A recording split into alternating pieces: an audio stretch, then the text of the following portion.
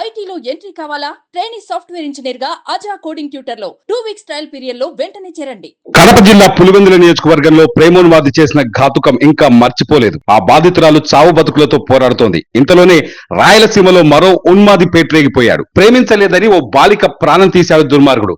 Petrol పోసి నిప్పంటించి హత్య చేశాడు.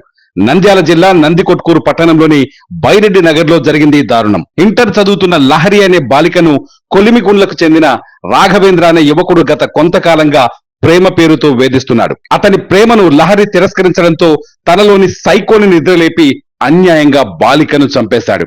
లహరి ఇంట్లో నిద్రిస్తున్న సమయంలో పెట్రోల్ పోసి నిప్పంటించాడు రాఘవేంద్ర.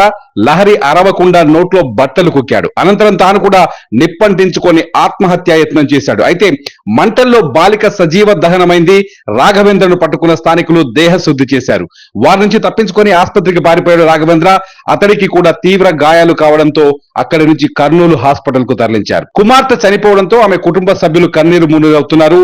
ఈ ఘటనపై సమాచారం అందుకున్న పోలీసులు హుటాహుటిన సంఘటనా స్థలానికి చేరుకొని కేసు నమోదు చేసుకుని దర్యాప్తు చేస్తున్నారు. 2 రోజుల కిందటే పులివెందుల నియోజకవర్గంలో ఓ ప్రేమోన్మాది యువతిపై కత్తితో దాడి చేశాడు. ప్రేమించలేదనే కారణంగా ఆమె ఇంట్లోకి వెళ్లి 14 చోట్ల కత్తితో గాయాలు చేశాడు. ప్రస్తుతం ఆమె పరిస్థితి విషమంగా ఉంది.